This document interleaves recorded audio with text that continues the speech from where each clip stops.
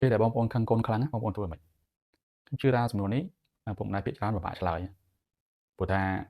ពេលយើងគិតថាធ្វើម៉េចនៅពេលយើងអត់ទាន់ខឹងហ្នឹងយើងគិតឃើញថាធ្វើម៉េចតែពេលដែលយើងខឹងភ្លាមអារម្មណ៍យើងឡើងបេះដូងឈាមយើងឡើងភ្លាម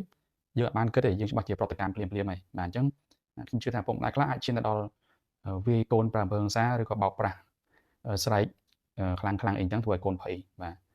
អញ្ចឹងហើយបានជាខ្ញុំលើកសំណួរនេះមកដើម្បីឲ្យពុកម្ដាយគិតពិចារណាថាបើសិនជាមានរឿង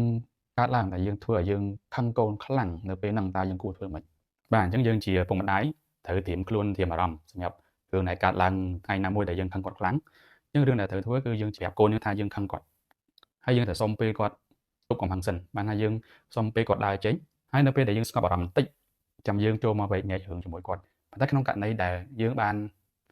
ប្រតិកម្មរួចហើយប្រតិកម្មជាអំពើហិង្សាជាការស្រែកជាការបោកប្រាស់អីក៏ដោយអញ្ចឹងបងប្អូនត្រូវរកពេលវេលាសមស្របមួយ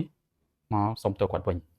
បាទអញ្ចឹងការសុំទោសកូននេះគឺជារឿងដែលល្អដែលបង្រៀនទម្លាប់កូនឲ្យយល់ថាយើងនៅមានក្តីស្រឡាញ់ចំពោះគាត់ហើយអ្វីដែលយើងធ្វើនេះគឺគ្រាន់តែយើងខឹងខ្លាំងហើយយើងប្រតិកម្មហួសហេតុទេមិនមែនយើងមានន័យថាយើងស្អប់គាត់ឬក៏ចង់ធ្វើឲ្យគាត់ឈឺចាប់ទេបាទហើយក៏បង្រៀនទម្លាប់គាត់ល្អមួយដែរមានន័យថានៅពេលដែលគាត់ប្រព្រឹត្តកំហុសក៏គាត់ចេះសុំទោសរកហេតុផលនិងចេះទប់កំហឹងរបស់គាត់ដែរបាទសូមអរគុណ